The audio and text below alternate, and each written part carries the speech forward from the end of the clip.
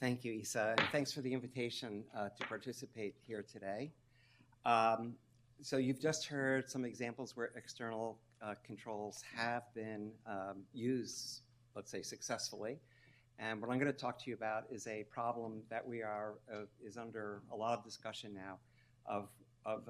We're asking the question: can external controls be helpful in this case of a very difficult to study clinical condition, cardiogenic shock? These are some disclosures. So cardiogenic shock is a very lethal disease. Still, after 20, 30 years of development, the mortality really still hovers around 50% for patients in hospital. So there's limited evidence to guide treatment of patients with this condition. Until recently, actually, the DANGER study, this was the very first positive trial in cardiogenic shock, showing the benefit of using a microaxial flow pump to treat a selected group of these patients. The study took 10 years to recruit 360 patients in Europe. It had a very low fragility index, 4. So the p-value was 0.04 at 6 months. So this was right on the borderline of being significant. And this led to a 2A indication for the device, the Impella CP, in the STEMI guidelines for selected use of Impella for treatment of patients with cardiogenic shock. So this has been a condition that is where we need to improve outcomes, and there have been multiple ways to attempt to, that could lead to improved outcomes, including reducing the adverse events that are the consequence of using these devices. They're quite invasive. This could be achieved by best practices, or it could be achieved by developing new devices or making devices that are existing better. So all of these things require randomized trials, or do they? In addition to the devices themselves, there are many unresolved issues in the care of these patients, each of which could be the subject of a trial, and each of which go into the treatment algorithms of these patients. And you could see here, there's more than 20 or 30 different things that go into the treatment that obviously it will be impossible for us to do randomized trials for all of these things. On the device development side, there are at least these 5 different or 6 different devices that are under development, and you can also appreciate that in the United States, we're not going to be able to do randomized trials with all of these devices simultaneously as these all come into a clinical trial. Now, in the world, right now, there's a recent review article about ongoing randomized clinical trials in cardiogenic shock. Some of them relate to mechanical circulatory support. None of those are related to new devices. They're all related still to the use of the one device or the 1 or 2 devices that are available. There's also strategy kind of studies, including should you do multi-vessel PCI on ECMO or simultaneous treatment of mitral regurgitation? How do you use inotropes and pressors? How do you use antiplatelet therapy? And should you use a pulmonary artery catheter? Of these 18 trials, only 1 of them is being done in the United States. And that's being done here, being led out of Tufts University from the Cardiogenic Shock Working Group. We've been running that trial for over 3.5 years, and we've only recruited 100 patients roughly, with a needed to enroll of 400 patients. So we're on track with for the 10-year landmark that was set by the trial that I mentioned. Now, one of the obstacles, if you will, to conduct the randomized studies is the need for informed consent. And in Europe, they have a method which mimics what we have here in the United States, which is called EFIC, exemption from informed consent.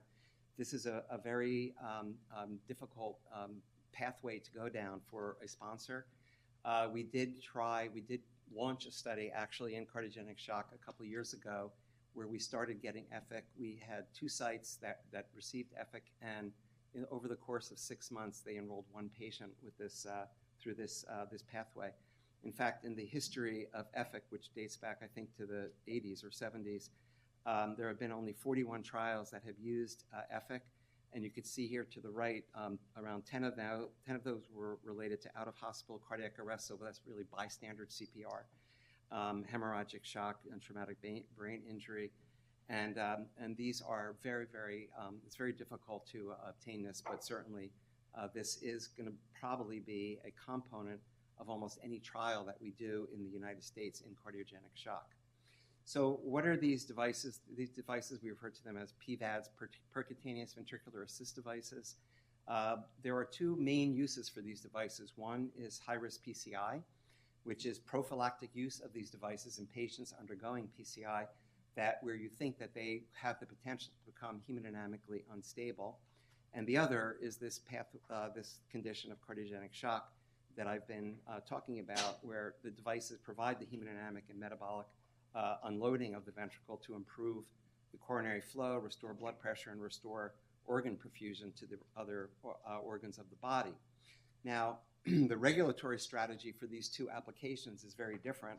High-risk PCI is an elective procedure, and so this is you can follow a pretty standard pathway here where you do a first-in-man study, you do then a pilot study, and then you can do a pivotal traditional randomized trial. Since there is a device that's approved for this, you can do a non-inferiority versus the approved device. These are elective procedures, and getting informed consent is not difficult and is feasible, especially since some of the newer devices offer clinical advantages to the patients who are being treated. Cardiogenic shock is very different, and this traditional pathway is really complicated because the patients present in an emergent situation. Informed consent is very challenging. EFIC that I just talked about is an important consideration and probably will ultimately be a component of the trials overall. But the question is there an alternative to a randomized trial? So what's happening now, there's one study, registry study that has been undertaken by J&J MedTech / Abiomed, which is called the OASIS AMI cardiogenic shock.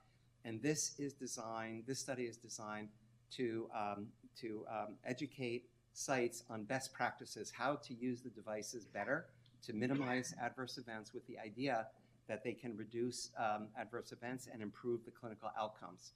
However, so this is a single-arm study, but at this point, there's no control arm.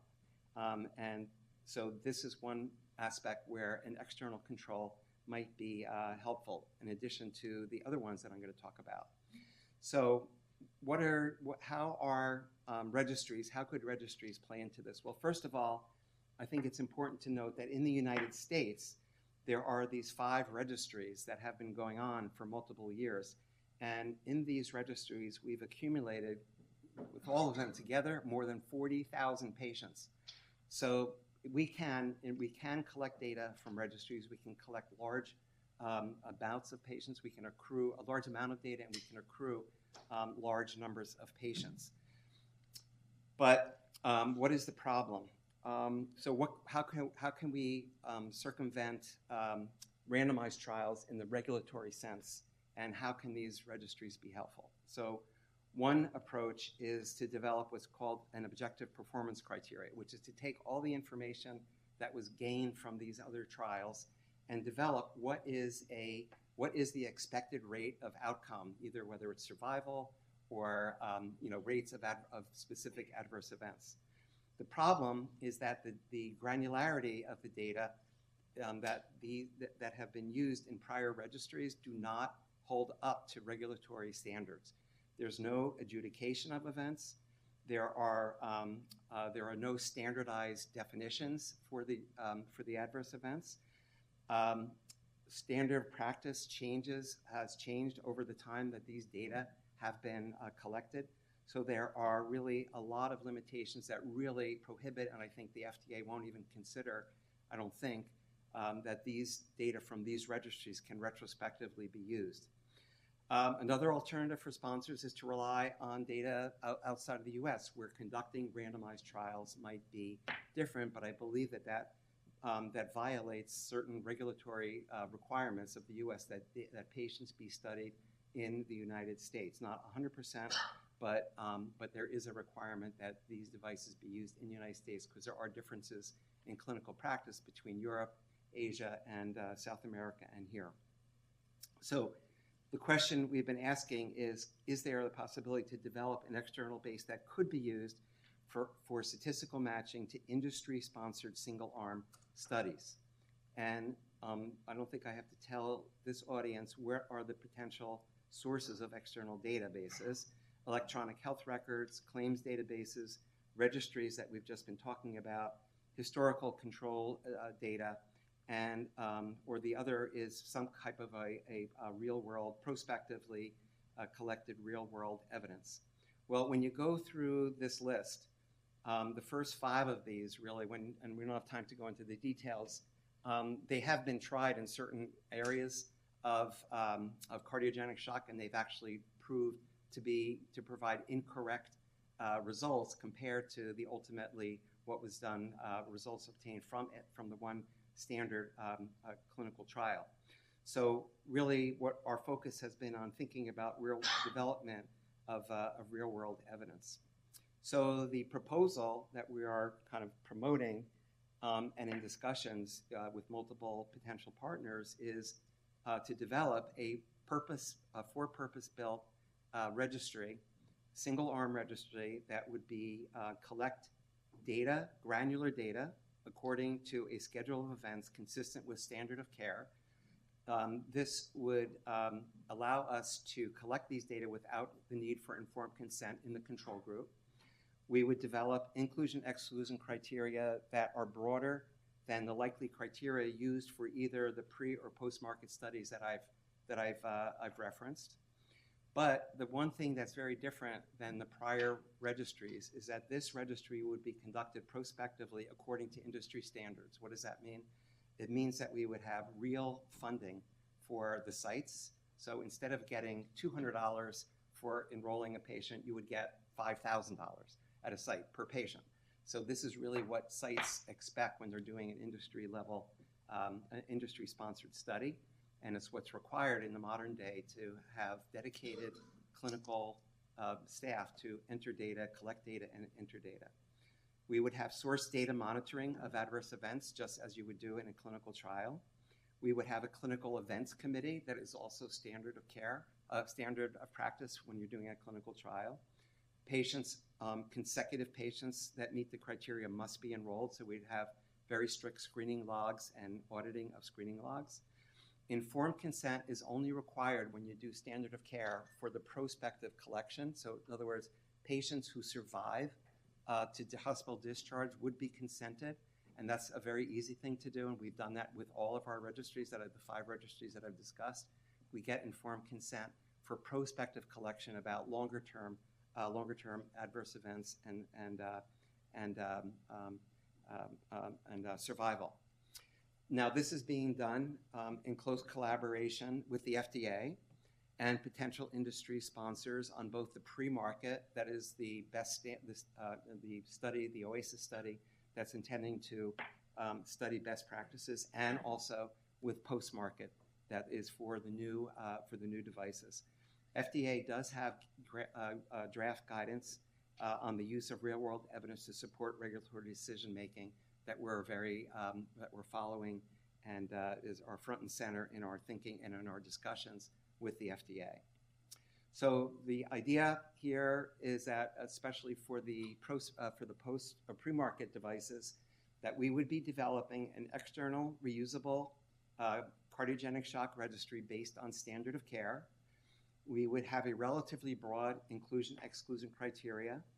We have a protocol and case report forms, but as I'll show in a second, we do not have a statistical analysis plan built into our registry. Our goal is to collect data and validate the data. We're going to have a relatively strict site selection procedure.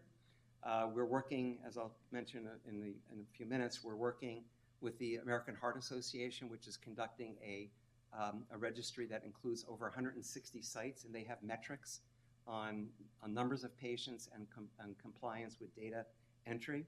So we'll be able to characterize the sites. We'll be doing, as I mentioned, the monitoring, and the monitoring will be doing the monitoring, but also that means that the sites will be subject to FDA audits as well. And this will generate a full database. Now, this database then can be used by multiple sponsors that will have their own inclusion, exclusion criteria, their own site selection. They will, in this paradigm, will be able to do single-arm treatment only with studies, not registries, but single-arm studies with their device. They will do monitoring and auditing, and they will generate a database, and then the full database will then be merged with their database with their own unique statistical analysis plan. So in this case, each sponsor will develop their own statistical analysis plan. And that's where the art and the statistical, the need for very heavy-duty statistics will come in. So I think you're probably all thinking, what are going to be the considerations? For the pre-market studies, we are, as I mentioned, we have a collaboration between our organization, Cardiovascular Research Foundation, and the American Heart Association. And for the post-market study, this has a different goal. It has different inclusion, exclusion criteria, and has case report forms and different elements than for the pre-market study. So these are two different efforts. So the challenges, of course, are statistical considerations that will be acceptable to FDA. This strategy will work best, I believe, if we can have multiple companies working on the multiple sponsors working together to support this approach, and this will require companies that are competing with each other in the marketplace. So this will result in marked efficiency in terms of both dollars and time for the sponsors. It will reduce the burden on the U.S. sites for participation because there are a limited number of sites, if you will, that really have the capability to pursue these things. And I think our goal, on our side, is really to advance the healthcare of patients in the United States. So the main statistical questions are really, how do we deal with confounding, and how do we deal with merging these databases? So will baseline data that we collect be sufficient to appropriately match trial and registry patients? There's also the issue of clinical site variability in clinical practice and patient referral patterns. So we also are developing a plan for matching the sites. How do you pick sites that are in the investigational arm and are in the control arm? One possibility is to stagger enrollment within each site, like alternate by quarter, whether to enroll into a registry or into a clinical trial. But clearly, there are many, many statistical issues that are going to have to be dealt with to make this a reality. So, in summary, our goal or proposal, I'll say, our hypothesis is that we're able to establish a reusable, regulatory quality, fit-for-purpose external database to be used as comparator groups, and that this may facilitate development of multiple devices and help in the evaluation of best practices to serve the public interest by improving outcomes for patients who have cardiogenic shock. So thank you.